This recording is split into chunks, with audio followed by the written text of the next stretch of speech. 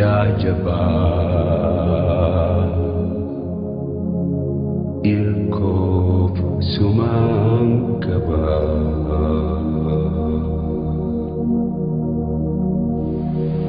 ya Rabbi ya jaba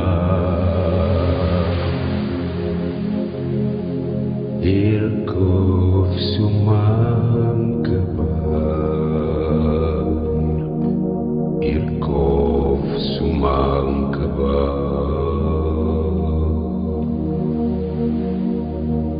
irkofi barko ani sumangkaba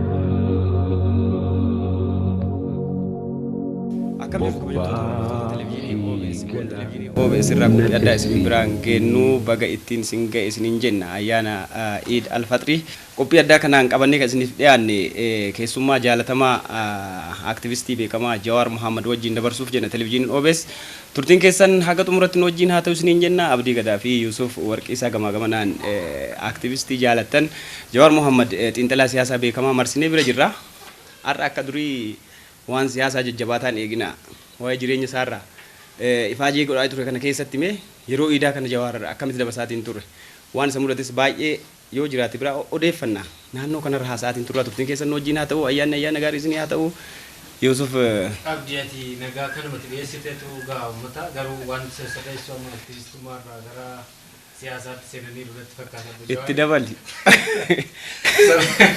sirreessi itti guuti waraqata waluma keessa har'a waan baay'ee kanaan dura namni dhimma siyaasaatiin baay'inaan kan Jawaar mana haasa'uun nuti har'a waa'ee hawaasummaa waa'ee haala jiruuf jireenyaa har'a waan sadii kaasna waan bashannanaa fi qophii ayyaanaati ayyaana waggaa asitti dabarsaa jirra isinis mana keessan teessanii televiziyooniidhaan kan hordofaa jirtan ayyaana bakkuma jirtanitti kan kabajachaa jirtan baga ittiin isin ga'e isiniin jenna qophiin keenya jalqabee jira.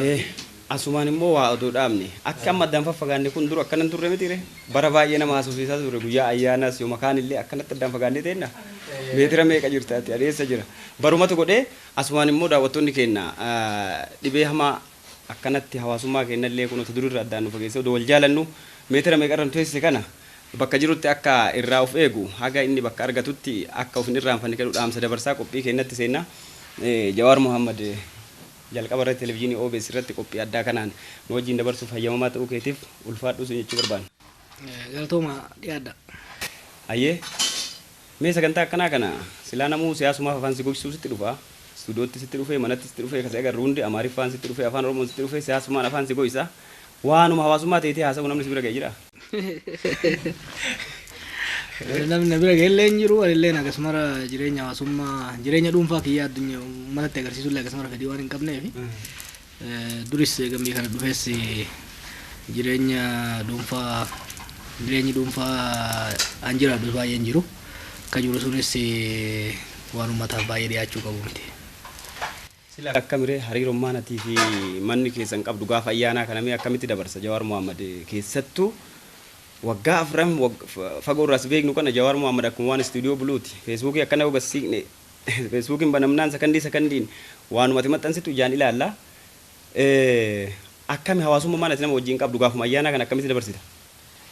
Hawaasummaa baay'ee qabaachaan turre yeroo Ameerikaa turetti gaafa ayyaana yeroo hedduu waan ayyaanni qabu istuudiyoomatti naa fidanii yeroo tokko mana ollaa nan dhaqa warra ollaa nan dhaqa gaafa ayyaana adda addaa jechuu amma warra soddaallee nan dhaqa keessattuu isaan kiristaana warra Thanksgiving Christmas waan akkanaa kana nan dhaqa yeroo muraasaaf sanii achitti garuu baay'ee inni godhu achitti yeroon ture tokko kan hin jaaladhu yeroo Thanksgiving warra Ameerikaa jedhu kana nyaata baay'eetu inni godhama maatiin hedduu walitti dhufa yeroo akkasiisan darbee nan dhaqa waan akka iidaa fi waan akka ayyaanota biraa waan akka amma Easter kana fa'aa immoo namni waan nyaatee irraa haftee biiroo watti naa fida. Yoo madaq sanuu ani nama hojii haasoftaa kee ani hin beeku. Nama hojii dhaquu baata maaliif? Yeroo hunda bilbila irra hin jira namni naa bilbila. Kanaaf hedduu na rakkisa yeroo tokko cidha hiriyaa kiyyaa tokko ture. Jaala naa ta'e naan jee. jaala nan shakke qophaa'ee maal godhee gochuu yeroo waan hin qabneef nan dite duban jar lachuu warri ol fuudhu lachuu shariika kiyya amma maal naan jee ati gaa rabshaa biyyaa dhaabii naan jee gaafa sargii kiyyaa qalbiin nama hunda sargii kiyya irra waan ta'uu qabuufi hunda isaan irraa dhaabuu qabdaa naan jee rabbi isaan morka seenee na fakkaata gaafa qormaata baafne sun fi sargiin isaa olirra sargii isaa laaptooppii qabadhee dhaqeetiin namni xarapheezaa irra taa'ee waa nyaata an qormaata dalaga beekte qormaata afaan ingiliziinatu deebii dalage rammoonni godha gad deeman akkatti waggaa shurraan waggaa seenu duraan dhaqee silaa footoo faa wajjin kaka'uu qaban goona yoo deeman kompiitara na argee akkanatti na laa namni hundi kan sargii dhaqee hundi bilbila banee laala isaan laaluu dhiise akka malee naaf aarii so jiruun hawaasummaa kiyya sanfaa. Ajaa'iba Yusuf ati waan amma jawarrutti himu kana erga biyya galee moorara kana buufatuun ooluu tasgabbaa'ee hawaasummaa yoo san dharra'e hunda ba'atuun ooluu jettee faayyaanne. Sana shakkiin koo keessumaa waggoota lamaan darban kana akka biyya keessattidha. Waggoota dheeraadhaaf biyya keessatti soomuu kun hafee waggaa lamaasitti immoo biyya keessatti dabarsaa jirtu. Akkami rara buufattee jechuu barbaadeeti anta achiitirra moo sanuma. Asitti baay'ee rooyya jechuun waggaa lamaan kana boqodde jechuu nan danda'a. Maatillee hin jira hiriyoonnis hin jiranii sochiillee baay'ee deddeemu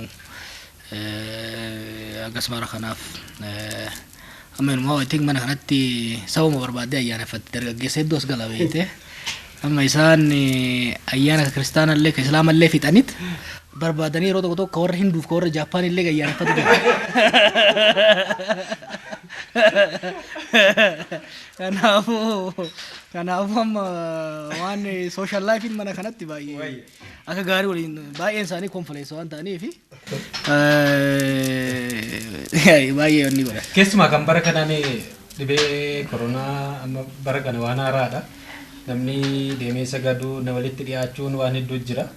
Waan sanaan wal qabatee bara kana bifa kamiin ilaaltan?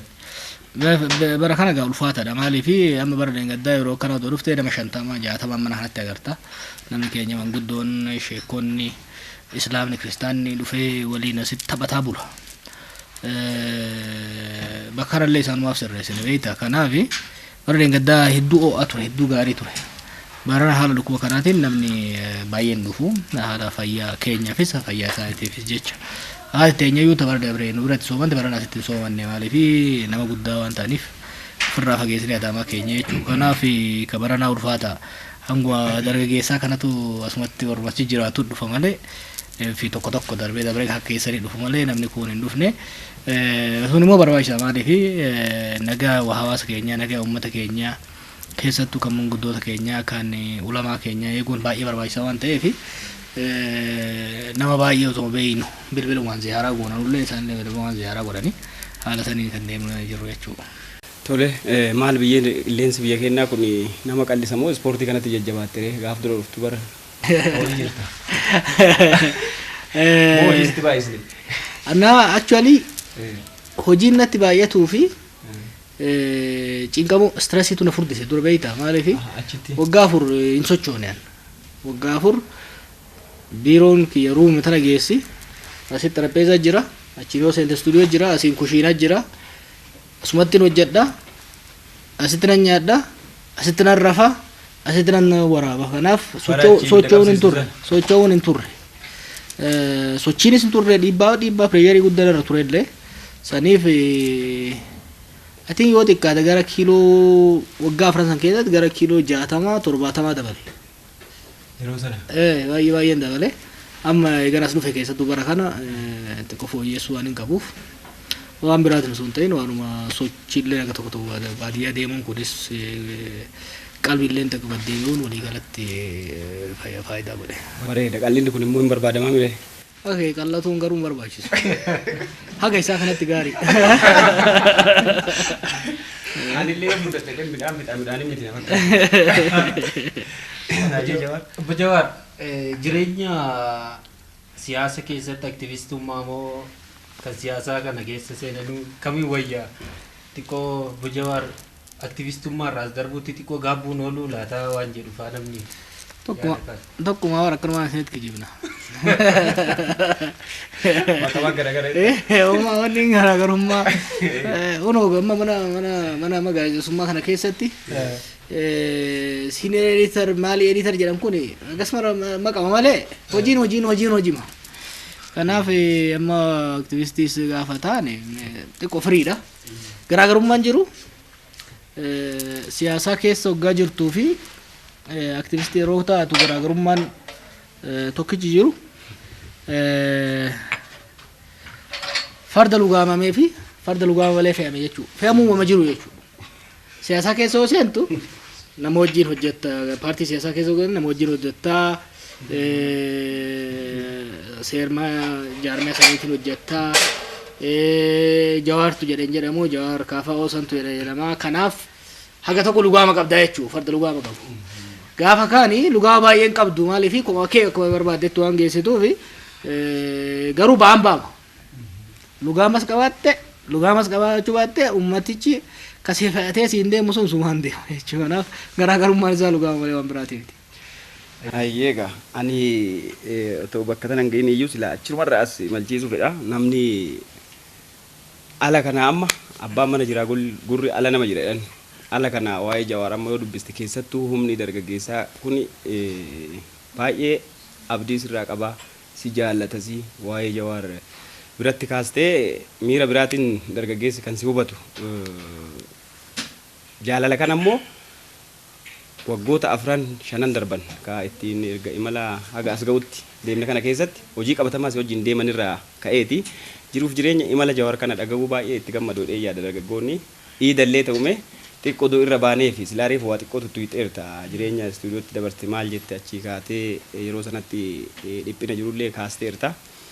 Haa ta'ume milkiin amma achii kaanee as ga'u kun imalli achii kaanee as ga'u kun eessaa kaanee eessa geennee jedhee himuu danda'a amma Jawaar abbaadhas jijjiirama kana.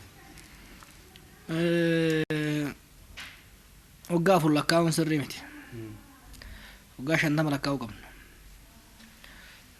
Ganama bariirra nu beekta aduu baatee sirriitti iftee keessa ka qabsootti makamte. Akka midhaanitti yoo kabadatu taate lafa gaffaa jechuun afaan gara baha Oromiyaati. Lafa hin tuqamin jechuu. Gara Arsii kanatti immoo lafa sindadoo kana ka wiixanirra jiru kana jechuu. Lafa san baqaysanii keessa deebi'anii bilcheessanii gaafa rooba eeganii rooba sanirra facaasanii rooba sanirraa waa mayree ka mayree san jala habaqaalanii jala babbaaqanii aramaa keessaa haramanii gaafa inni asheetu simbira irraa eeganii gaafa inni ga'u muranii tuulanii tuularraa oogdii geessanii oogdiirraa gara fe'anii gootaraa geessan gootararraa nyaatan. Qabsoolee akkasitti kan ilaalamuu qabu.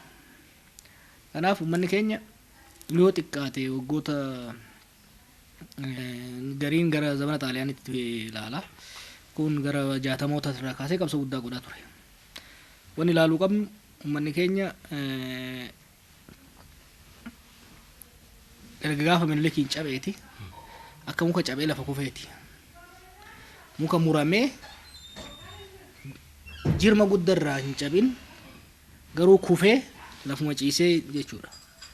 Xaaliyaaniin yeroo dhuftetti sirna naftanyaa san mo'achuunii fi kuffisuunis namni keenya akka ol qaqqabatu godhe.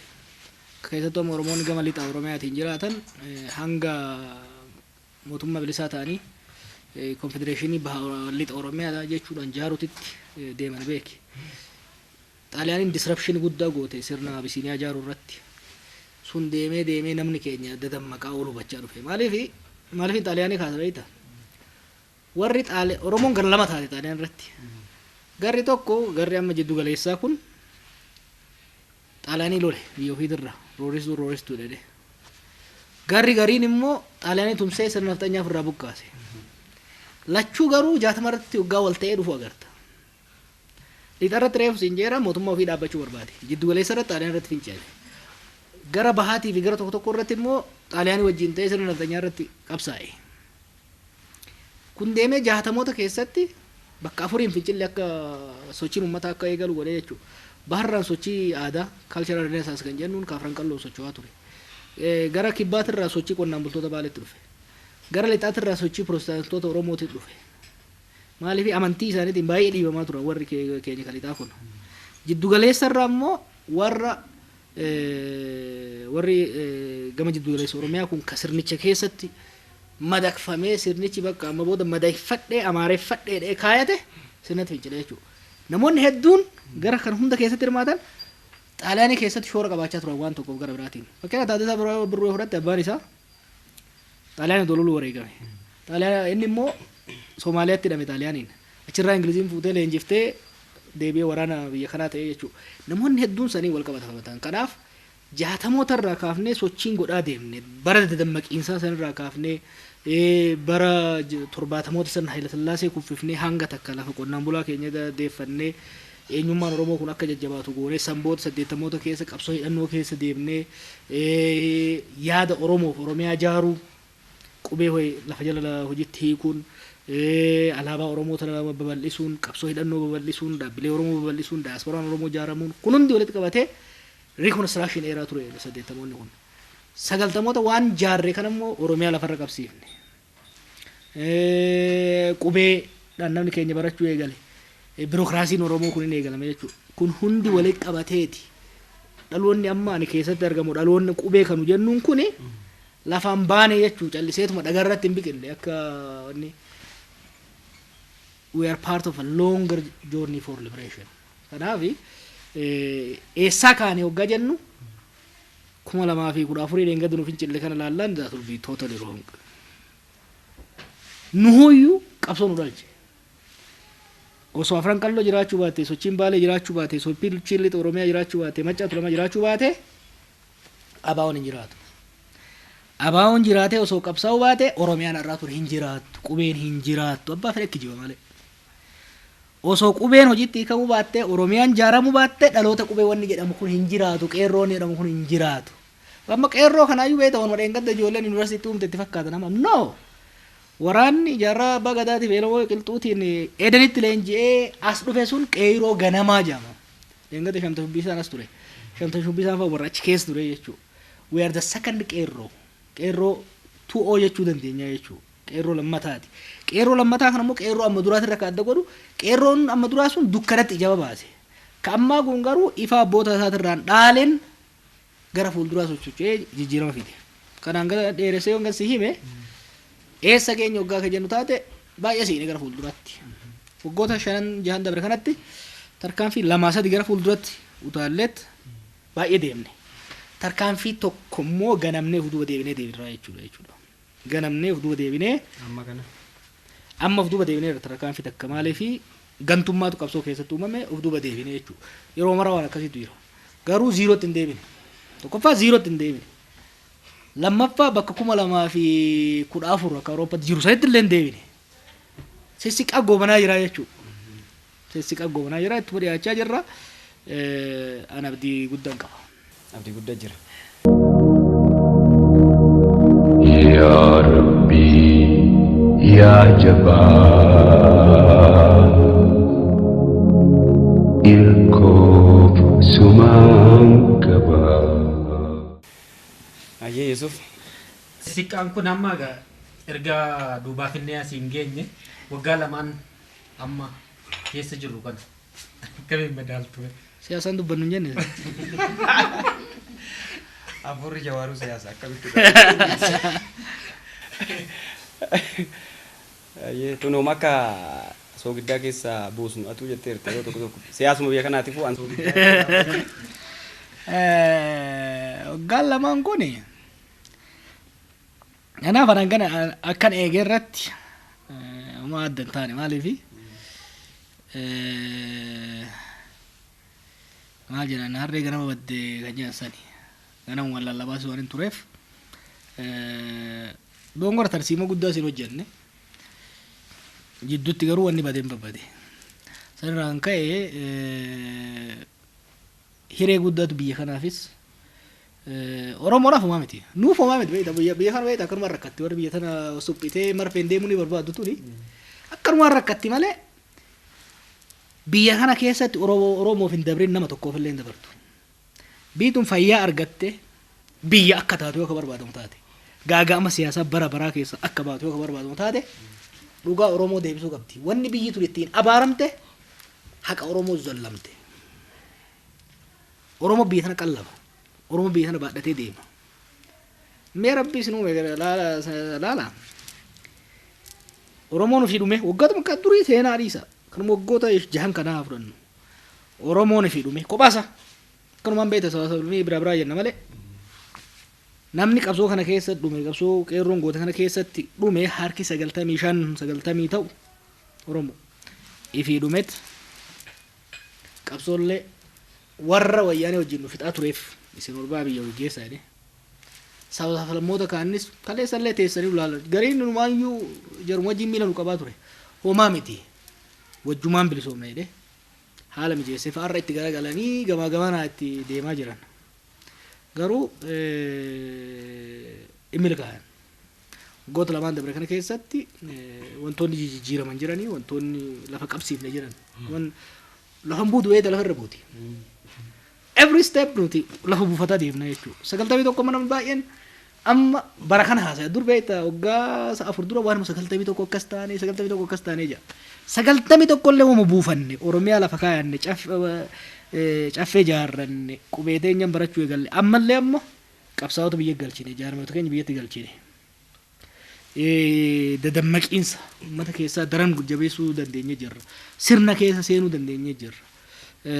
Bilisoomneerraa sadarkaa mirga abbaa biyyummaa guutuu arganneerraa hin arganne. Maaliif gaafiin uummata Oromoo sadii gaafii bilisummaatti waliigalatti waggaa qabate tokkoffaani eenyummaa ofiitiin tanan dagatinaa eenyummaa irraa kaa gaafiin eenyummaa ofii yoon kabajin eenyummaa ofii yoon cimsatin wanni biraa tirfi tokkoffaan eenyummaa Oromummaa fiiti ka duraa kan qabsoofne Oromummaa keenya waa sadiif keessaa qaba eenyummaa waggaa jennu seenaa afaan aadaa seenaan akkana awwaalamne seenaa ofii himachuu afaan ofii akka hin cunqurfamne akka hin dhiibamne guddifachuu aadaa ofii guddifachuu babal'isuu kun eenyummaa jala jira. Kalammataa gaafii diinagdeeti qabeenya rabbi sii kenne ka lafa keessa jiru ka bishaanii ka qilleensa keessa jiru ka albuudaa ka loonii ka namaa qabeenya kana irratti abbaa taate ati saamamaa ka biraa ittiin duroomoo osoo hin ta'in qixaan abbaa taate irratti jiraachuu. Ka sadaffaaf immoo murteessaan biraa maali? Eenyummaa keessan dagaayisuuf tikfachuuf qabeenya keessan irratti abbaa ta'uudhaaf ammoo mootummaa ofii qabaachuu qabda jechuudha. Mootummaa ofii filatte ormaanis buluun qabdu ergamtuu ormi erguunis buluun qabdu jechuudha. Qe'ee fi jibicha boruu kormaa haa darrabbeekan akkasimi waan biddeena ta'ullee elmarra beekan waan isaa ta'u ummata beeka ummanni sun ofii filatee warri filame sun seera isaan tumanii fi maammata isaan baasaniin biyya misoomaa jechuudha. Amma sadeen kanarraa shararrafaatuma as geenye reefu sii kaasee jira 75 gaa'ela sillaasee qaasine lafaa xiqqoo irraa gaddeeffanne irraa gaddeeffanne garuu mootummaa mataa keenya waan hin qabaatiniif qonnaan bulaan keenya lafa argatee lafa isaa miseenfachuu hin dandeenye. 91 Oromiyaa jaarranne qubee fidanne haa taatu garuu mootummaa mataa keenya waan hin qabaatiniif Oromiyaa jaarranne san maqaan irraa jaarrannu qalbii keessatti jaarrannu malee misoomfachuu guddifachuu abbaa irratti ta'uu hin dandeenye. Bara dabre fincilli guddaan akka ka'e waa'ee lafaatii saaficha lafaatiin haga tokko qarriffaa wayyaanee jalaa qabeenya kana hambifannu malee ammallee mootummaa keenya mootummaa uummata keenyaaf ta'u waan hin jaarratiniif lafa hangattii hafte sanuu immoo misoomfachuu hin dandeenye jechuudha. Kanaaf qabsoon itti aanu inni guddaan qabsoo qabeenya san eenyummaa san ittiin dagaagsuudhaaf mootummaa uummata filachuu itti deemna jechuudha. Kun laafa miti. Akka kaanii galmaayanii uummata kaasanii korojoo kaaniiti miti. Gurmuun biyya kana jiru warri zulmiin duroomuu eegala ture. Oromoon mootummaa isaa akka filaturra ofii dhabamuu warra barbaadu jira jechuudha. Kun har'a mootummaa amma jirtu sana marsee itti galee guututti harkatti galfateet Oromoon mootummaa ofii ta'u filatee qabeenya ofiitirratti eenyummaa ofiitirratti qe'ee ofiitirratti abbaa akka hin taane dhorkuudhaaf duula guddaa godhaa jiranii lulleen immoo teenyee ilaalaa jirru qabsaa jirra jechuudha. Asumatti waan ta'e godhuun finnee darbina. Wanti nama gabbisuus jira jechuun wantoota ammoo goota lamaan darban yookiin immoo haala itti dhufee qabsoon kun as ga'e keessatti wanti nama utoo akkas ta'ee jiraate wanti nama gabbisiisu jira. Gaabbii fi eegeen gara duwwaa ta'e. Yeroo hedduu yaada beektaa yeroo hedduu duuba laalee eessa doongorre humaat karoora lafa keetta sheexanni jidduun seena sheexanuma jidduun seenee haala wal godhe malee waan karooraati wallaahi nutti rafne waan karoora lafa kaa'u waa tarsiimoo lafa kaa'u lafuma keenya sometimes unforeseen circumstance waan jedhanii jira waan ati hin eegin akkana yoo ta'e akkanan godha akkana yoo ta'e akkanan godha akkana yoo ta'e akkanan godha analyze goota kanarratti hundoofteeti odeeffannoo qabduu fi waan hin ta'a jettee yaaddee tilmaamtu lafa keessatti tarsiimoo baafta. Wanni ati yaadin dhufee gulufe yoo fakkeenya ati makiinaa oofuu edda asii kaaseetiin mataa hara hageessutti mataa haran gayaa mataa haratti gaaza guuttadha jettee lafa kaayatta. Asii kaatee sihii walanciitii gad dabre taankiin hin dho'a jettee yaaddu. Taankiin immoo akkamitti dha yookiin immoo kuruphee utaalee jala seena kurupheen na jala seenti jettee way yaaddee beeytaati. Kanaaf wanni ta'e malee waan fusilaaf fooyyessuu qabnu jira. Rakkoon guddaan ka'uuma beektaa 2020tti kufifne wayyaanee jennee qophaa'aa turre bara kana kufisuu qophaa'aa turre waggaa lama dursitee nu jalaa qaarite.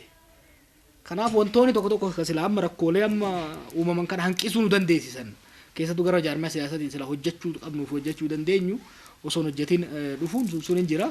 Sunillee haalumatu malee waan gosmara waan nama gaabbisu nagarre. Hayyee kabajamtoota hordoftoota keenya kan hordofaatiin jirtan qophii addaa ayyaana Eid al-Fixrii sababeeffachuun mana Jawaar Mohammad dhiyaannee achitti waliin dabarsaatiin jirru waan jabaa irraa dhadhagaatiin jirtu jenneetiin abdanna nulleen isin wajjin caqasutti jirra har'aan tana eessa kaanee eessa jirrallee giddumatti gaasilaa Jawaar bira dhufnaan ufiif nama dudubbisa waa'ee siyaasaa kana naannomtisa sababii kanaaf gidduutti akkuma sogidaa gidduu buusaa waan jireenya isaallee hin irraanfannu waliin itti fufnaa turtiin keessan ammas nu wajjin haa ta'u isiniin jennaa mee Jawaar Mohammad nama kan si gaafachuu fedhu bara darbee yeroo kanaa fi barana akkamitti ilaaltaati bara darbee yeroo iidaa kanaa fi bara kana. Bara darbee yaadattan ji'a jahamoo akkas dubbachaan turre Ramadaan illee yeroo san Ramadaan irratti eegalee haga ji'a meeqaa dubbachaan turre bara namoo baay'een dubbachaa jira jechuudha.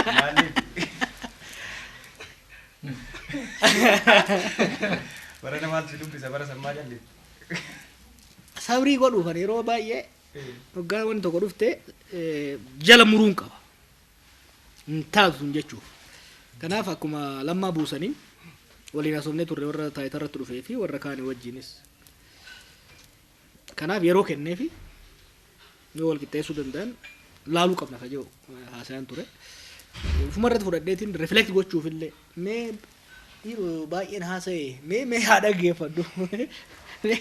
Qaataan xinni qabee itti ture hedduu ammoo gaafa duba deebi'ee ilaalu waggoota 20 dabran kana barreessuunis haa ta'u dubbachuunis haa ta'u waywaachuunis haa ta'u iyyuunis haa ta'u inuman dubbadha.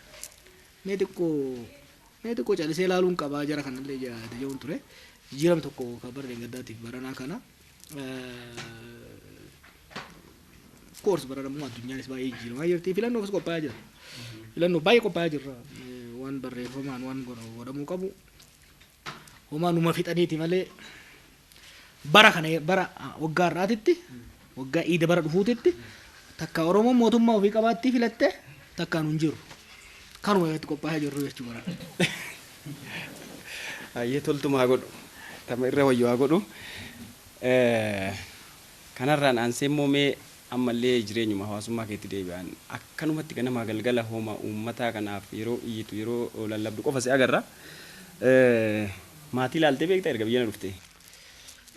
Maatii gaaf tokko gaafa na argee dhaqe dhummuu baadha qeega tokko guyyaa tokko bule ilaale maatii baay'ee asuma dhufanii na argaa maatillee baay'ee maal hedduun isaanii eegumaan biyyaa bahee fa'aa horame maaltu beeku hundi wal fakkaatan. Bareeda. Yusuf wanni akkasii harkatti irraa baay'ifadheereeti. Haala amma keessa jiru wal qabatee keessuma haala dhibee kun amma dhufee wal qabatee siyaasaanis wal qabatee waan baay'ee fidee dhufeera dhibeen kuni. Rakkoowwan inni fidee dhufe keessa keessumaayyuu hawaasni keenya amma hubannoon isaa baay'ee gadi bu'aadha. Wanti kun immoo amma immoo baay'eedha kan inni dabalaa jiru. Akka amma ilaalaa jirtanitti dhibeen kun hawaasni maal gochuu qaba? Amma yeroo kanarratti hubannoon humti hawaasaa walitti dhiyeenya wantoota kala dhibeen kun ittiin daddarba jedhamee yaadamu irraallee of eeggachuu irratti baay'ee laafaadha. Mee maaltu ta'uu qaba? Wanni kun maal ta'inna? Koronaan maal akka ta'e beektan ani beeku hin jiru. Koronaan sheexana. Sana jechuun waan biraa jechuun hin dandeettu. Ji'a 5 deemnee goonni kun dhufe saayintistiin addunyaa hundi qoratee dhukkubni kun maal akka ta'e konklusiivlii waan namni haasa'u hin jiru. Koronaan yoom dabra wanni jedhamu hagammaa wanni beekamu hin jiru. WHO amma ji'a waggaa 5 turaayedha. Waggaa 5 turuu danda'edha. Ji'a dabre immoo maal jechaa turanii ji'a 3 ji'a 4 keessatti oodhama godhaa jechaa turan. Kanaaf waa'ee dhukkuba kana wanni nu beeynu baay'ee hin jiru.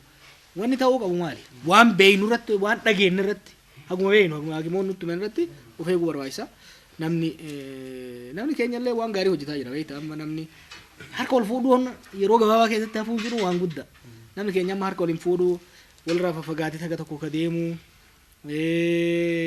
ogeeyyoonni keenya waan hakiimoonni biyya keenya waan ajaa'ibaa hojjetaa jiran ogeeyyoonni fayyaa. Yoo agartee amma ganama OMN irratti ganamuu beektaa warra siyaasaa sana argachuu hin dandeenyu akkas tunu.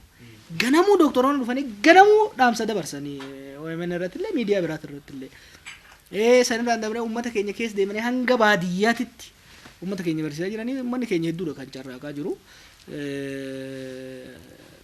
Kanumaafuu hagammaa hedduun babal'anne babal'ate jedhamee sodaatamaa jiru. Amma roobni babal'achaa dhufuuni namni keenya gorsa ogeeyyoota fayyaa dhaggeeffachuudhaan miidiyaalee hordofuudhaan nageenya ofiitii fi nageenya ollaasaa akka waliin jiraachuu eeguudha.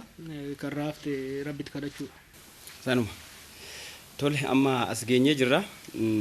Adeemsa keenya illee nama akkuma amma reefu nu himaatiin turte bakka amma jirru kana jirra. Uummanni Oromoo illee amma dhaabateetuma gamaa gamana nama caqasuutti jira. Silaa amma dubbatteertaati. Waan as finne kan ima bakkaan geennaa jettee iida bara dhufuu addaan baateette murtiin gamanaan jiru gara uummataatiin jiru akkana. Tole yoo akkana ta'e akka dur beeynu san yoo jijjiirame namni lubbuu fi baraarfachuu haa biyyaa baqata. Amma yoo jajjabaatte akkam yaaddarre? Ani hin baqadhu hijaaba. Amma booda qabsoo Oromooti jechi biyya kana dheessu immoo uummata tokko sitti immoo yaadni amma deemaniin kuni Oromoo jiru tana takka yoo fixan malee hojjetanii qabu. Amma booda laal Oromiyaan Oromummaan gadaan afaan Oromoo abaddan Russia, America, China wal ta'anii osoo dhufanii amma booda duun deebisan. It's impossible. Amma booda biyya kanarraa taakkuu takka hin baanu abbama fedhe. Uuma. Beektaa waan Oromoo kana beektaa nama hin beekne ittiin taphata. Nama 1,200 turan beektaa yeroo hundan dubbadha. Hailee Fidaa yeroo biyya kana dhufe Jarmanirraa nama Oromoo diploomaa fi kanaa ol qabu 12 fixe. Nama 1,200 qofa argate. Gaafa 40 jechuudha. Amma ono dachii guunnee bakka jiru namuma bakka jiru digrii bakka jiru barate amma lubbuu takka baasuu jecha biyya kanaa deemnee uummata alagaa fi abbootii irree warra ta'uu barbaadu hamilchiisuu jecha biyya kanaa ba'umo wallahi hin goonu kana never it will not happen. Biyyuma tanarratti dhumnee biyyee taanee dhaloota dhufu magarsina malee akka abboonni keenya godhanitti kanaa biyya kana keessaa baane eenyu baay'isaa dheessina biyya teenyarra no way. Tun laal tun dachii teenya qalli bahadhu qe'ee namaan dhaayine tuni asiin bara tokko yaadadha sallatti hajooyyaadhaniin jaarsa tokko cilaaluun baradha wanni mana maree barattoota maatii keessa hin jiru. Jaarsi ijoollee isaa jalaa ari'an mana barnootaati. Inni asalla gosti isallee. Ana asallaanu gosa ta'uun beeku beektaa yoo san maqama biyya wayisi'a. Jaarsi ulee qabatee dhufe tashoomaa jedheen daarektaraan tashoomaa jedheen jedheen lafti tun maal jedhamti jennaan jedhe lafti tun maal jedhamti magaalaan moo maal jedhamti asalla jedheen asalla jettee mi anillee asalla gosi tiyya asalla laftillee samilleen asalla situ irraa deema malee ijoolleen tiyyan deemtu. Tun lafti lafa Oromooti. Tun lafti Oromiyaa. Rabbiin nuu kenne abbootii teenya irraa dhaalle. Amma booda yoo barbaadan nu fixanii lafee teenya biyya tana haa baasan malee biyya tana irraa hin baanu. Hagatti hafte bara isiin hin jirtu ciranii akka hantuuta jooniyyaa uruu Oromiyaa tanaa gara hundaan ciranii fixanii jiran. Injirru bara biyya tana bare beeyta biyya tanatti beeyta Oromoon jiraataa hin jiru. Orma jiraachisaa beeyta nu. Nama beeyta diggisii namaa dhaqee harka namaa dha'u biyya tanatti. Riisarchii tokko dheerna godhaniiti magaalaa amma keessa jiru tana qabeenya jiru kana ilaalanitti tokkoffaan saba kana lammaffaan saba kana sadaffaan saba sana jedhaniiti Oromoon lakkoofsa keessa seenuu didde. Shanaffaa gaditti buute Oromoo. Magaalaa teenya keessatti magaalaa Tufaa Munaa keessatti magaalaa Taaddasa Birruu itti fannifametti Kawaama immoo Mazammar itti fannifame keessatti Kaayilee Fidaa keessatti ajjeefame keessatti magaalaa Oromoon 5,000 falmatee fi bilisa baasitana keessatti shanaffaan jirru diinagdeen. Amma hin jirre jennaan biyya kana. Nuyi tifooso biyya kanatti.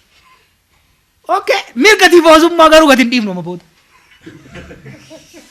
Sii galee amma beektaa biyyaa dheessa isin isin goona isin qalla olaantummaa seeraa maal buufan isaan afuufanii mirga tifoosummaa nu dhorkuu barbaadan mirga nama warra jiru bira teenne akka isaan itti jiran laalu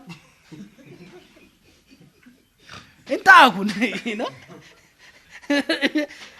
ani akka kiyyatti mirga tifoosummaa sanirra jedheetti mirga jiraachuu falmadha malee mirga tifoosummaa dhiiseen deeman maaliifi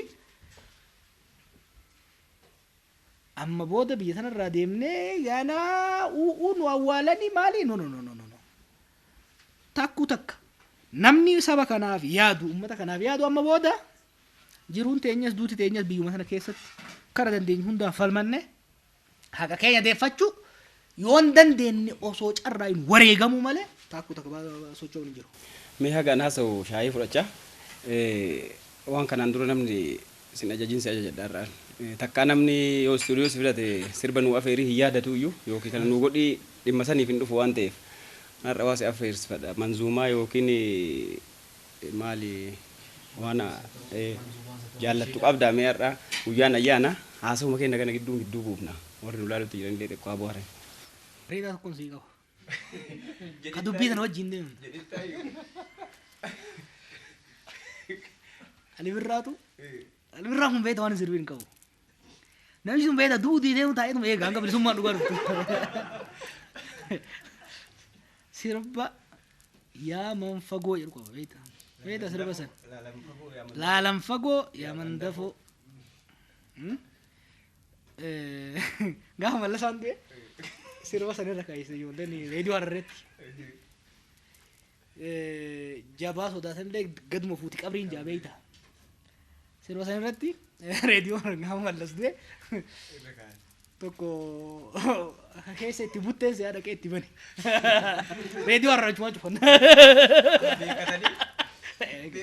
Jallaan keenya maal dalagaa isin banan jaanii yaa deema.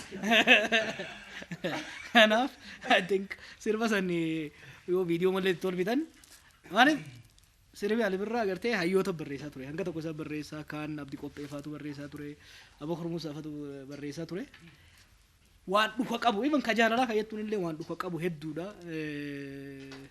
sanirra keessa.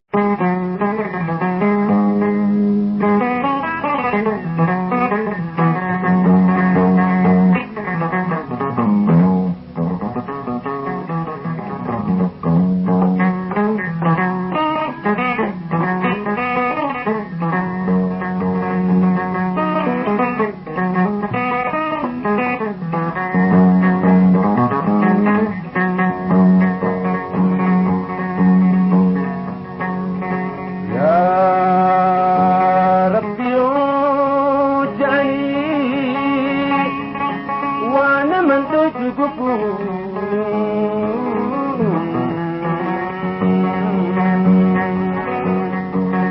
ya rabbi yo jani وانا من تسقفو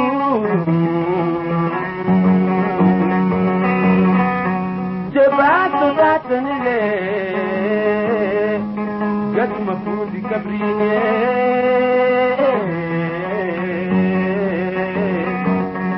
لا لنفقو يا من دفو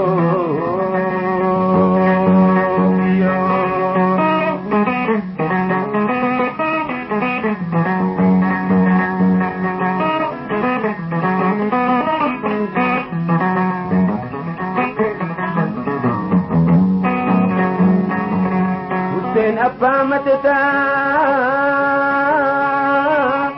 وزرت عليك فيتي نقمتا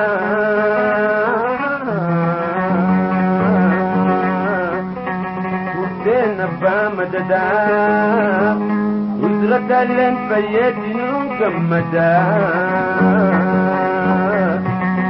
بيدين قولي حسين جال اللي انت وعدين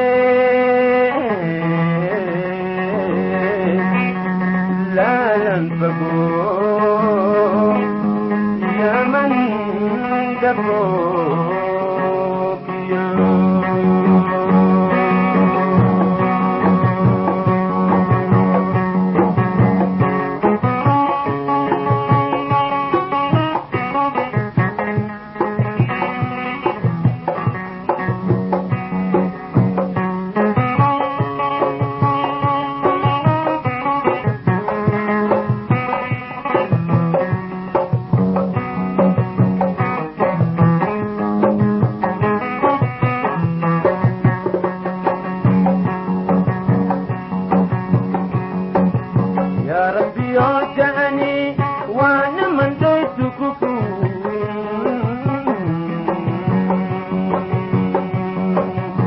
يا ربي يوجعني وانا متعت قبول جبعت ذاتن اللي قد مفوت كبريني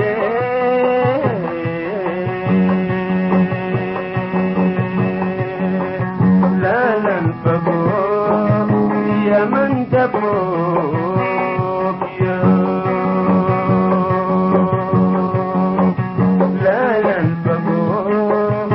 يا من تفروق يا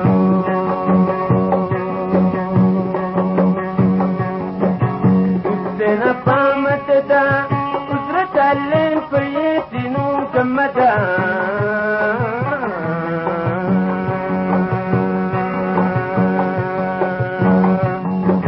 وسنا فامتدا أسرة الليل فيتي نوكمدا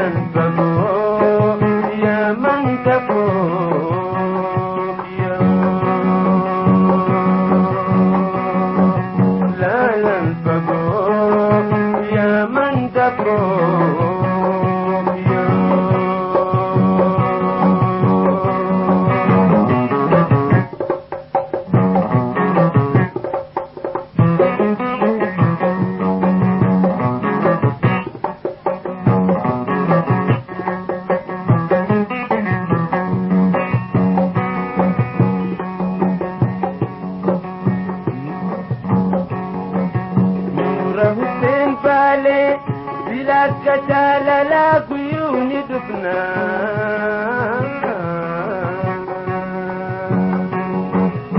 نور حسين بالي سلاك كتال لا قيون دفنا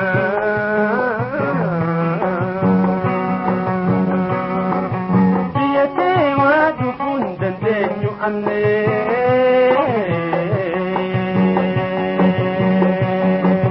قصيتي سندي رسول نباتي أمي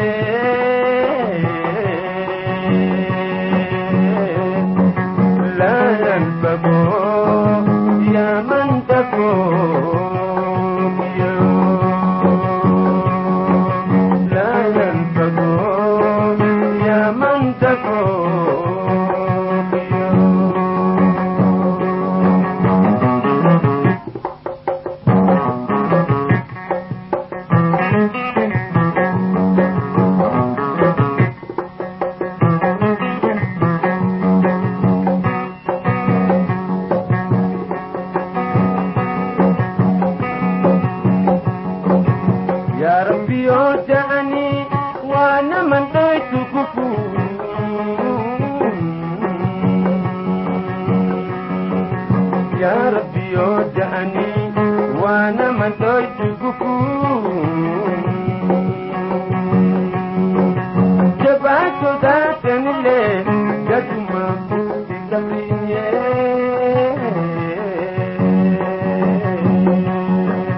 لا ينتظر يا من تكون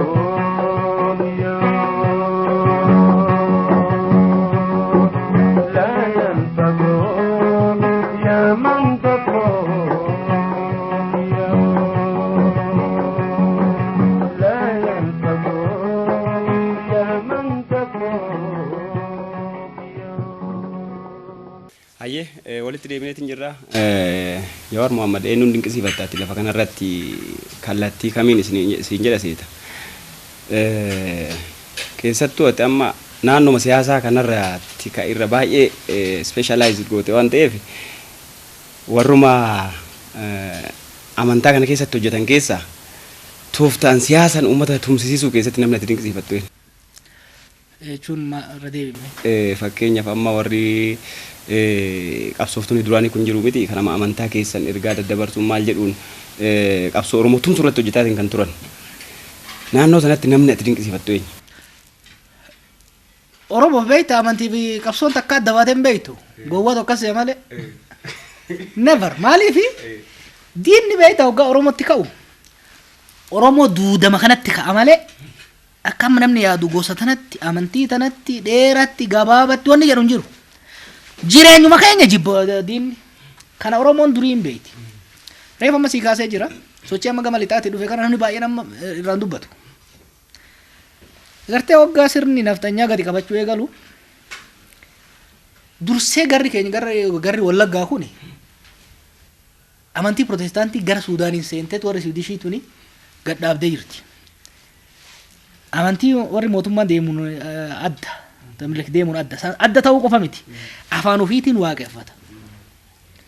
State formationii sirna saba biyya kanaa kana diiganii hunda amaareessanii biyya takka tajaaru san jala dhaabatee jechuu jalaan taaneef amma namni baay'een warri amma hogganoonni as babayee mul'ate kun ka akka Baaroo Tumsaa ka akka Leencoo Lataa ka hedduun isaanii kuni waan lafaa biqilan itti fakkaata. Abboonni isaanii amantii fakkeessanii Oromummaafis qabsaa turan jechuudha. Gama saniin hoggaa fudhatte. Gama bahaatti yoo dhufte amma Sheek Bakrii Basaaphaloo aalima amantiiti moo hayyuu seenaati moo qabsaadha moo hunda isaati. Amma shayii nama isa jalatti barate hoggaa fudhatte ganama quraana yoo si qaraase ilmi yoo si qaraasise saa booda Oromoo tana sitti hasaasaa adda baasee daraasaa keessa wanni ni barreesse hedduu waa'ee seenaati. Sheba amma ulamaan gurguddaan san dhiisi qabsaa'onni gurguddaan qabsoo Oromoo keessatti beekamaa dhufan hedduun isaa warra barnoota Sheek Bakrii Basaaphaloo kennaa tureen qaramanii bayan. Sheek Marashaa fa'aa yoo fudhatte Sheek Marashaa damma qubee afaan Oromoo warra barreessee qopheesse keessaa quraana afaan Oromootti hiikuu fakkeenya quraana afaan Oromootti hiikuun yookiin immoo baayibila afaan Oromootti hiikuun akka onas masfaa godhanitti qabsoo amantii qofa miti. Qabsoo eenyummaati maal jenne qabsoo Oromoo keessaa tokko eenyummaa guddisu. Kanaaf barruulee amantii kana afaan sanitti jijjiiruun san keessa maaliif afaan keessa ka dhufu aadaa jira eenyummaa jira dadammaqiinsa dhufaa jechuudha. Gara Baalee yoo dhayne hoo amma dirree Sheek Huseen tana umaramni dhufeetuma waa rabbi itti kadhatu itti fakkaata akkas qofa miti. Dirree Sheek Huseen bakka qabsoo bakka Oromoon irreessi amma dhufee bakka bu'e malee bakki muudaa sun beeyta bakka rabbi qofa itti kadhatan hin turre. Oromoon bahaadhaa dhufee bakka sirna naftanyaa tanarratti rabbi qofa itti kadhatu osoo hin ta'in sharrillee itti xaxu ture. Bakka tokkummaa isaatti cimsu ture. Bakka ergaa ofii itti dabarsu ture. Seenaa hedduu agarta beeyta. Dhaamsanii dabarfatanii wal qunnamanii wal hubachiisanii tarsiimoo waliin baasanii irratti mari'atanii erguma guddoo amma qabsoon jajjabaate zabanuma baa'u kanaayyuu qabsaa'onni baay'een achitti sheeka fakkaatanii walii maal fakkaatanii achi keessa tura yeroo dabarfataa turan jechuudha.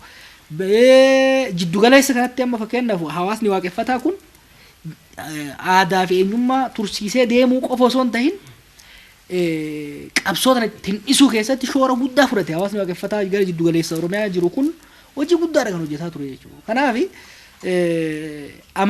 uummanni keenya keessattuu warri waa hubatu maaliifi bakka bilisummaan hin jirretti bakka mirga abbaa biyyummaa hin jirretti kophaa wanni amantii jedhamu kophaatti jiraachuu hin danda'u. Amantiin holistically jireenya namaa ka ardii tanarraatii fi ka akirallee kan bulchu waan ta'eef lamaanuu wal dandeessisuu irratti sheekonni qeessonni luboonni sirriitti waawwannaa qaban kanarratti baay'ee kan hojjetaa turan hin barreeffamne malee fakkeenyaa fi guddinaa tumsaa fa'aa waan hojjetaa turan. Qabsoo teenya biyya lixaatiin walitti hidhuu irratti xurreen guddinaa tumsaa baase hanga dhumaa irratti nullee sanurra deemne jechuudha. Nullee sanurra deemne. Gama bahaatiin sheekonni keenya xurreen gara midilistitti baasan karaa sanirra beektaa jaarraan fa'aa bayanii hidhatanii kaas deebi'an. Kanaaf bootiin amantii keenya hojii guddaadha hojjetan. Kanaaf dinqisiifannaaf kabajaa guddaa isaanii mala. Galatoom waan guddaa yaadachiifte dargaggoonni immoo kallattii siyaasaa kanarra jiran Jawaar irraa waa baratu waan ta'eef imalli Jawaar irra deeme yeroo gabaabaa keessatti jijjiirama fidee arga waan ta'eef akkuma waan Jawaar dubbate dhaga'anii hojiirra oolchaa kanaan nugaan dargaggeessi biyyaallee ammas waan itti dubbatu irraa waa fudhatu waan ta'eef mee kallattii siyaasaatiin dargaggoonni dubbisuu irratti jabaachuu qabuun kan yeroo mara dhaamtan mee waanuma irraa ati muuxannoo horatte gurguddaa otoo dargaggoonni quba qabaatanii dubbisaniitu mee kitaabota dubbisuu isaan qabanis eeriif warra naannoo siyaasaa jiruuf kitaabni Jawaariif irra caalatti yookiin muuxannoo ta'e namni siyaasaa irra caalatti Jawaariif karaa ta'e siyaasan immoo Jawaar filate. Kitaabni guddaan seenu kitaabni guddaan hundarra guddaa manguddoo biyya teenyaati. Manguddoo jaqas ta'a Jawaar duraan. Ilma jaarsaatii jimaatumaatiin guddaddan. Jaarsel kaan hin qabneef. Jimaatumte tamboo gosa meeqaa tolchite beekta? Taas jala kaayatan, taas hin kaayatan, hunda isii goota tamaratan. Namoota irraa waraabbatte.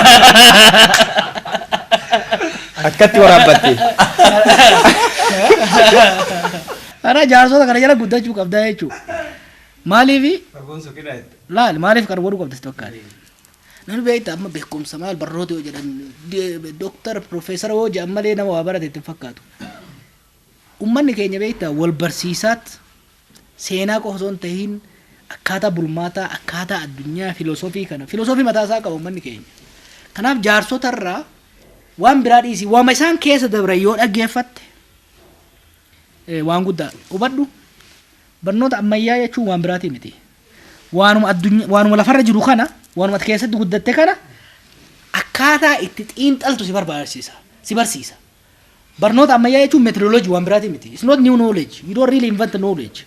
The knowledge is already there. Wanni ati gootu methodology takkaahu mala beekumsuma uummata kee keessa jiru san ittiin adda babaaftee har'a hojiirra itti oolchitee dhaloota dhufuuf immoo ittiin dhaalchiftu si barsiisa malee wanni haaraan addunyaan irratti namni baratu baay'een jiru xiqqaa. Yoo gama saayinsii tanaan xiqqoo jiraatte malee gara waan nu qoraanee tanaan uumaa wanni haaraan hin jiru. Ta gara siyaasaa jechuun beektaa uffeedhaan uummanni keenya. Gara akkasuma wanni haaraan hin jirtu. Wanni anjoollee teenya gorsu maali? Nama guddaa qe'ee keessa hin jiru. Ayyoo abbo dhaggeeffadha. Sirriitti dhaggeeffadha. Bira taa buna danfisaa fi itti harawaa cadhaa. Horii inni godhaa fi waa lafee qoqqotaa fi dhaggeeffadha. Beekumsi guddaan achi eegala. Indigenous knowledge. Hubadhu barnoonni gama lama qaruu danda'a. Albee qara lamaati. Barnoonni albee qara lamaati. Barnoonni tokko si qara. Barnoonni tokko si doomsa yookiin si qara. Namichi Dubois jedhan hayyuu guddaa warra gurraachota Ameerikaati. The miseducation of Negro waan jiru qaba. Ummata gurraacha akka hin taanetti barsiisu.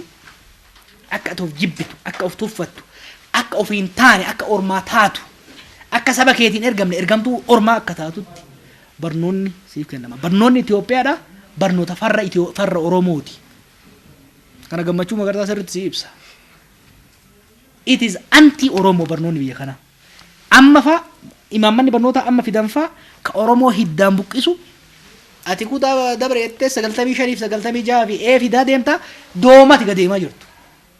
qaramuu yoo barbaadde hiddarraa eegaluu qabda barnoota ummata keetirraa seenaa ummata keetirraa aadaa ummata keetirraa eenyummaa ummata keetirraa filosoofii ummanni Oromoo kun beeyta ummata laafuuni mukaaf sirna qaba beeyta mukaaf mixiif seera qaba amma rakteettee heera hiinaa jedhan waan har'a isaan heera hiina jedhanii ittiin battisan tana waggaa 5,000 dura Oromoon heera ittiin heekee biyya bulchaa ture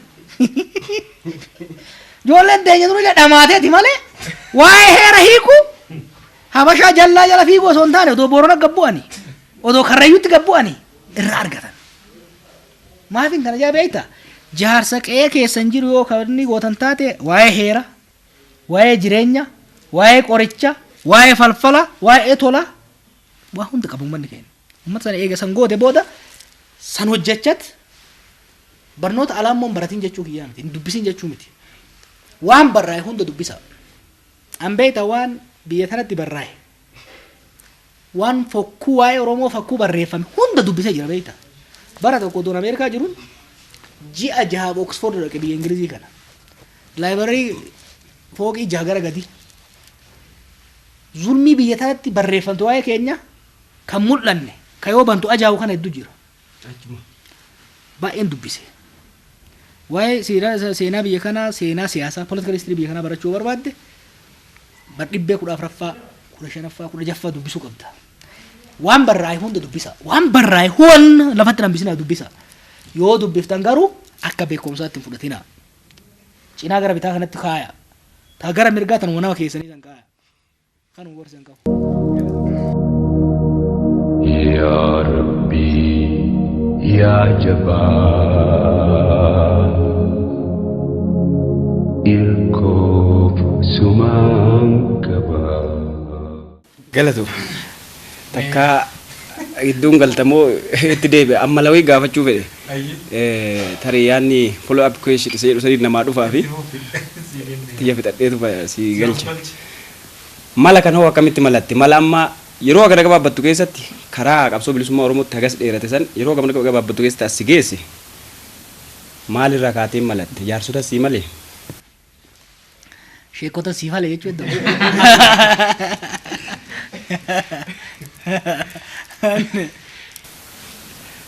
mee ka'umsumarraa akkaataa adeemsuma itti as geenne kanatu sii mee bar of jajuun qabnu beeyta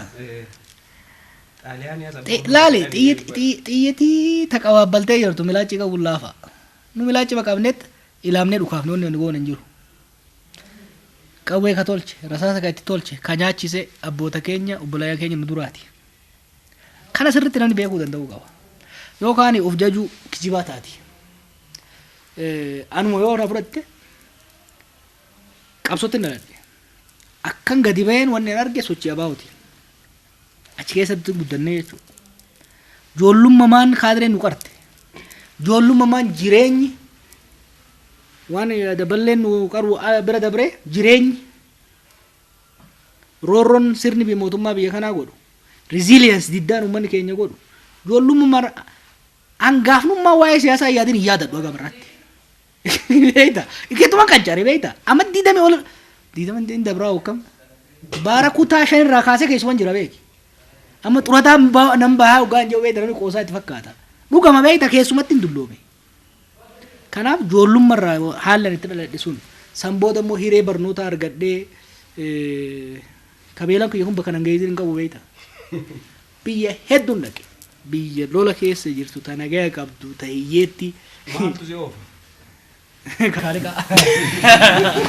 barnoota moo daawwaa deemte jechuudha wal keessa hedduun himan garuu maal jedhee beeyta waa hedduun mudadhe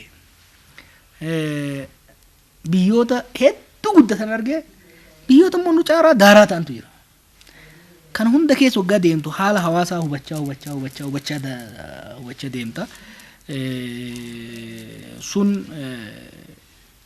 wal bira qabee akka ilaalu hawaasa biyya keenyaatii fi hawaasa achi wanni ajaa'iba amma 15 biyya alaa jiraadhe manaabaan takkaa biyyan jiraadhe san argeen beeku biyya sana malee kana uummanni amanuu nama rakkisa gaafan Jaappaan jirus takkaa dhummuugaan manaaba takkaa Adaamaan manaaba takkaa Sallaattiin manaaba Fooqii 70 irra rafeetiin goojjoo keessatti hirribaa fa'a. Kanaaf amma baay'ee ajaa'iba na fakkaata. Biyya barra biittitu jiraachuu hin beekne hunda dhaqee manaa baan garuu asumaan jira jechuudha every night. Sun akkan waa'ee biyya kana sa'a 24 akkan itti yaadu. Haala qabatamaa biyya kana hedduun deddeebi'u ture hanga na dhorganitti. Waan biyya kana nan deddeebi'a. Barnoota achii nan baradhaa. San qofa osoo hin ta'in Hindiyaan dhaqaa, South Amerikaan dhaqaa, Eeyiyaan dhaqaa. Haala siyaasaa biyyoota hedduu beeki. Uummanni addunyaa kun harki 90 cunqursaa jala ture. Namni bilisummaatti dhalate xiqqa. Biitii bilisummaa walabummaan dhalate baay'ee xiqqoo. Biyyootni hedduun akkami keessa dabran ka jedhu isaan waan hedduu qorachaa tureef kaasii kana karaa qabsiisuu irratti keessattuu already raacitiin isaa waan lafa jiruuf rasaasni nyaachifatee waan jiruuf ilaamanii dhukaasuudhaaf haalli mijaa'aa ture jechuudha. Keessumaa biyyoota deemte keessaa dhiifama Obbo Jawaar biyyi muuxannoo gaarii irraa fudhattee fi baay'ee si fayyade hojii keetiif biyya fakkeenya gaarii irraa argatte biyya kana wajjin. Waan irraa laaltutu murteessa. Fakkeenyaaf ummata sabdaneessa saba baay'ee keessa jiru dimokiraatessuu irratti Hindiin shoora guddaa qabdi. Warri Hindii waan ajaa'ibaa hojjete beektaa. Yeroo qabsoo isaanii gaggeeffataa jiran bilisoomuudhaaf waggaa 20 waggaa isaanii hafu konferansii tokko gaggeeffatan Gaandii fa'aan kibba Ameerikaatitti kibba Hindiititti. Achirratti Neeruu chaartar waan jedhu qopheessan. Amma okay hin bilisoomna. Erga bilisoomne biyya akkami bulchinaa yaadni jedhu dhufe nama sadii isaan Gaandiin hin jira. Ambeekar hin jira kan boodarra aangoo qabate Neeruu Neeruun hin jira. Jarri sadiin kun gaa humna adda addaa hooggananii wal ga'anii mari'atan. Okay Ingilizii taneen ariina hin bilisoomna. Akkami bulchina maali rakkoon yoo biyya bulchine yoo biyya bilisoomfanne rakkoon nu mudachuu danda'u maali? Kana jaanii walaalan Hindiin tun beektaa ardii Afrikaa kana geetti bal'oo. Afaan adda addaa dubbata. Saba adda addaati ji'oogiraafii adda addaa irra jiraata. Kanaaf waan ajaa'ibaa godhan bara 1927. Walgahii paartii isaanii dur kaabatti godhan gara Niiwudelii kanatti gubbatti godhan. Warri kibbaa kun cunqurfamaa akka turee fi dhiibamaa akka ture waan hubataa turaniif kibbatti godhatan. Kibbatti godhatanitti walgahii afaan sanii immoo afaan warra kibbaatiin godhan. Ufii warri hoogganaa tokkicha afaan san kan hin beekne simaabaloodhaan. Noormaali biyya kanatti maal ta'a? Hoogganaan hin dubbata hiikan uummata bal'aa hiikama. Afaan uummata bal'aa sun dubbatamee jara kanaa hiikamuu eegalee jechuudha. Bifa saniin biyya Hindii arrarraa eegaltee federaalizimiidhaan buluu qabdii gaafa bilisoomne waggaa 20 bilisoomu duratti federaalizimiin buluu qabne deeman. Amma Hindii yoo dhayite biyya naannoo bulchiinsa jechuudha akkuma kutaa Oromiyaa Amaara jennu kanatti kapitalizimiin bulu jira, ka komunizimiin bulu jira, kan sabaan bulu jira, kan amantiin maal ta'u jira. Biyya hedduu daayivars taate garuu tokkummaa qabdu.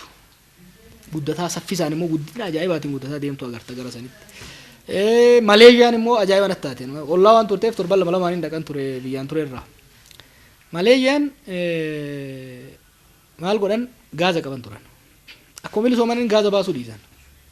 Ijoollee isaanii biyya gara lixaatti erganiit injineering petroleum injineering hedduu isaanii akka baratan godhan. Gaafa isaan baratanii deebi'an isaanumaan kaampanii dhaabadhaatii baasaa jedhanii akkasitti deeman. Qonna irratti hojii ajaa'ibaa hojjetan.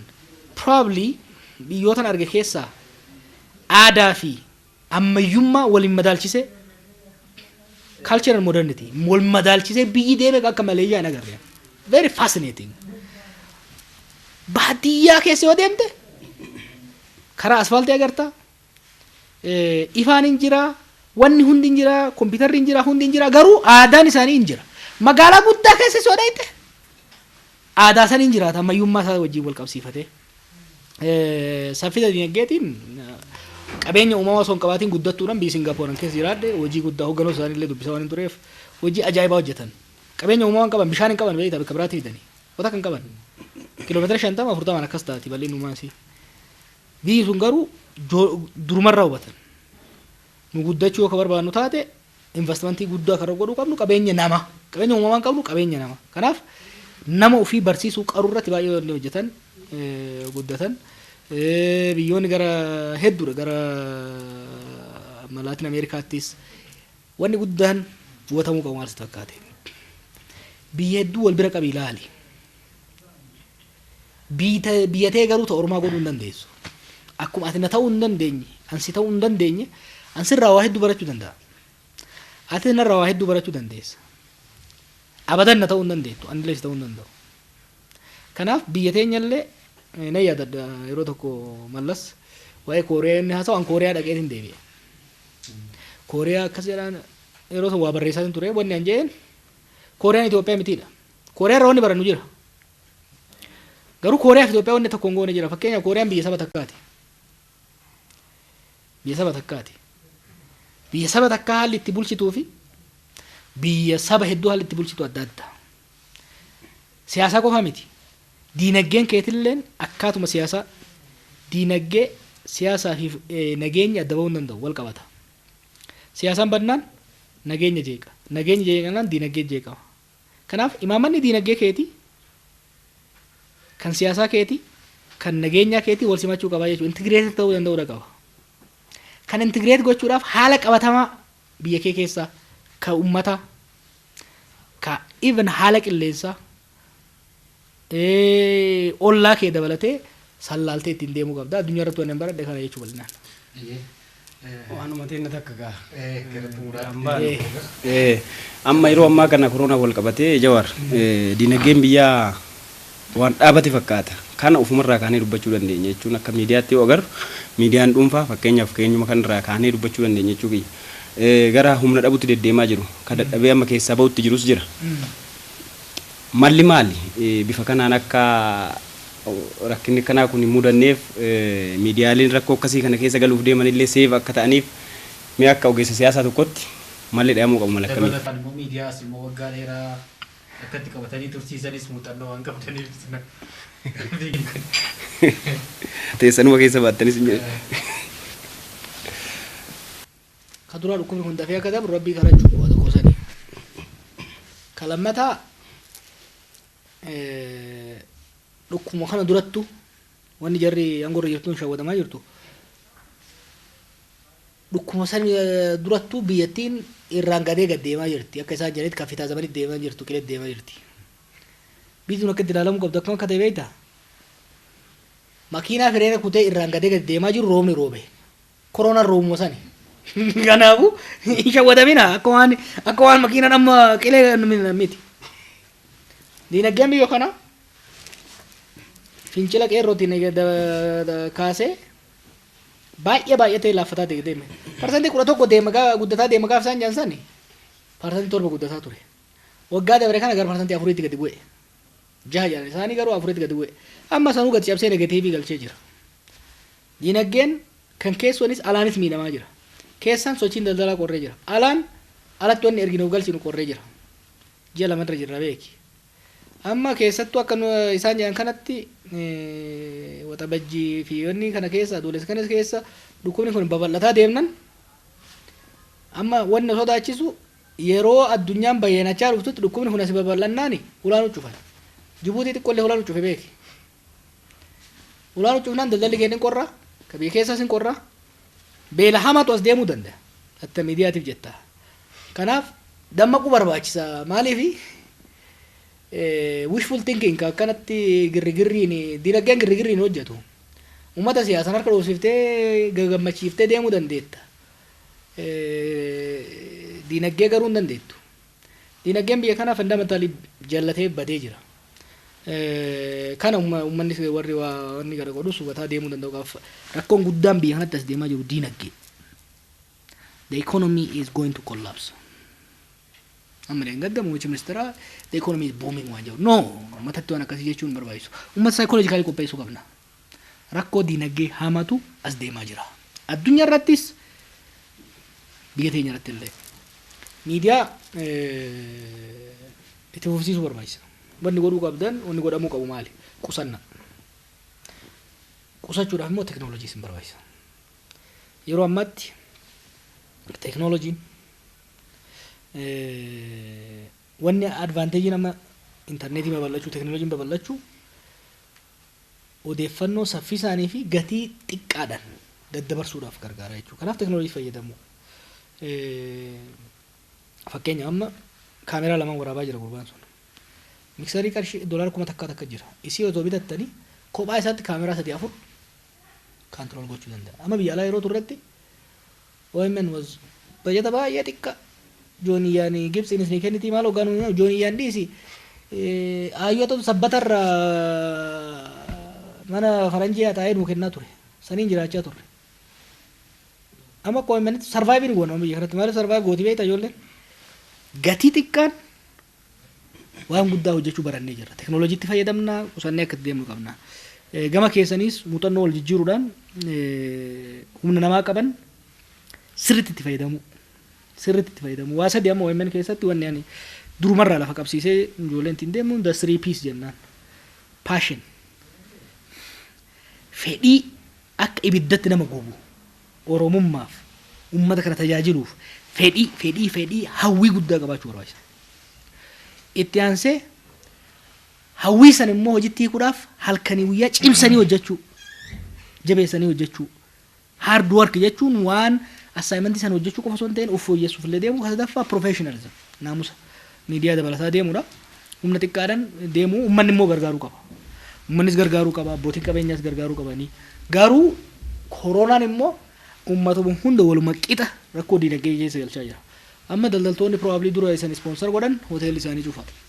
Faabirikaan isaanii cufa. Miidhaa guddaa dhufaa deema jechuudha. San bakka buusuudhaaf irra caalaatti amma wanni akka yuutuubii kun galii qaba. Yuutuubii fi wantoota adda addaa sirriitti maarkeet gochaa deemuun barbaachisaadha. Humnas xiqqeeffataatis taatu walitti cimsanii deemuun garuu barbaachisaadha. Garuu miidiyaalee cufamuun qaban jabaachaa deemuu qaban malee.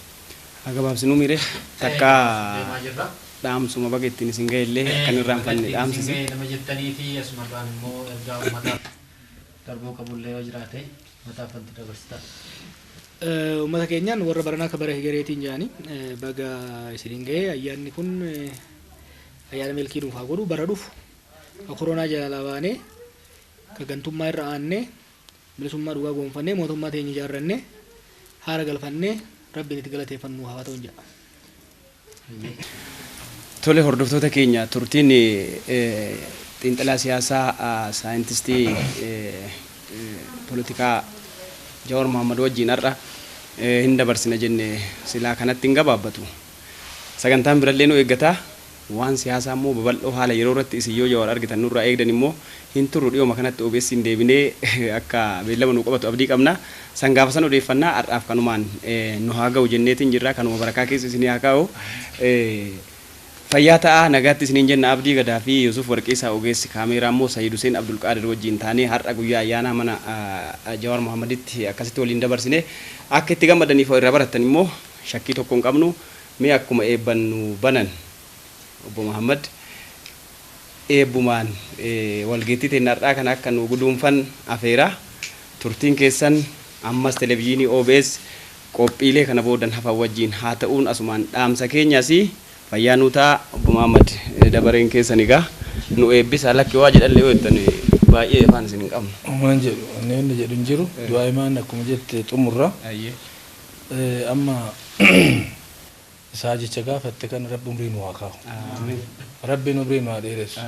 Wanni walitti nu fide amma isa barbaaduu dhuftan inni kennaa miti uummata Oromooti. Jiruun isallee uummata Oromootii fi amma isin agarraan yeroo akka kanaa ture malee yoo na silaa ol bahee waan biratti dalagaa. Kan takka rafeen bulu uummata Oromoo kanaaf taara uummata Oromootiif rabbi isaa haa bulchu uummata Oromollee rabbi isaa haa bulchu waan inni hawwiin ta'uuf rabbiin isaa milkeessu rabbi isaa milkeessu umrii isaa umrirraa go'aa ta'u waan rabbi nabsee itti kenne keessaa garraa keessa waan umrii buluun jiru jedhanii umrirraa go rabbi isaa godhu umrirraa go rabbi isaa godhu fayyaan isaa xabiiba waan isaan taane rabbiin argitee jala haa kuffisu aasida isaa rabbi jala haa cabsu aasida isaa jala rabbi haa cabsu aasinda san danda'in aasida isaa killee dhakatti buute rabbi haa godhu aasida isaa killee dhakatti buute rabbi haa godhu killeen dhakatti buute karsham jetti hagasuma rabbi haa godhu oliin rabbi isaa haa deemu ummata keenya immoo wanni inni hawweef kun dafee itti rabbi harkaan haa ga'u waan inni hawwee kana ummata keenya rabbi dafee itti harkaan haa ga'u hawwii isaa raga rabbi haa guutu jawaaba isaa ka rabbiin hooyi fi hee isaa ummata Oromootti urgeesse kana dhugaa dalaguu isaa kaabaa kibbatti baaleetatti ummanni kun namni sabsabaa yaamee yookaan akka saayinsiin barsiisee doontiin dhugaa dalaguu isaa gadi seenee ummanni Oromoo beekee akkatti sagala toonfatu kan rabbiin immoo umrii ummata oromootii fi ka isallee walii rabbi haa dheeressu galata isaa kan argitee ummanni oromoo galgalaa ganama galchuuf kan jawaaba kalaama rabbi walitti urgeessinaani jawaaba kalaama isaa kan rabbi urgeesse kan irratti haa dagatu jawaaba kalaama isaa kan rabbi urgeesse kan irratti haa dagatu hoo'ii fi hee isaa kan rabbi mi'eesse kana rabbiin irratti haa tursiisu rabbi irratti haa tursiisu waan ummata oromoon taane rabbi nu jala haa kaasu waan ummata oromoon taane rabbi nu jala haa kaasu waan bilisummaa ummata oromoo dhoorgundu nu jala haa buqqisu bilisummaa ummata oromoo waan gufuuti ta'e hunda rabbi nu jala haa buqqisu umri isaa rabbi haa dheeressu mucaa isaa ka achi jiru ka ala jiru sanillee rabbi ergitee dhibee san jala loosee maatii isaa hunda rabbi jala looseetiin laal ergitee rabbiin ka isa taru rabbi haa godhu ka isa taru rabbi haa godhu mucaa jawaar taru rabbi haa godhu akkasumas qeerroon ilmaan isaati qeerroo isaa wajjin rabbi umrii haa dheeressu ooyirroo isaallee rabbi umrii haa dheeressu jaalallii fi immoo wanni irratti wal gahan kaawwa ummata oromoo tokkummaa ummata oromoo cimsuuni dhiiga ummata oromootiif kaleessa abbootii keenyarrallee har'allee immoo kaaduu hin dagannu jedhanii bilisummaa ummata oromoo tanaaf waliin xaaranii nama rabbii wajjin galma ga'u rabbi haa godhu nama rabbii wajjin galma ga'u rabbi haa godhu fiixa haa baasu qeerroon ummata oromootis ilmaan isaati akkasumatti rabbi dhibee kana jalallee haa loosu dhibee jalallee rabbi haa loosu dhibee jalallee rabbi haa loosu du'aa intiyaa miti rabbi haa taatu tiyaa miti rabbi haa taatu subhaana rabbika taafte rabbi itti haa guutu. Ramadan has come and gone, Eid has dawned upon us. Thank you, Allah, for this blessed day. It's a time of happiness, a time of joy. Ya Rabbi, Ya Jabbar.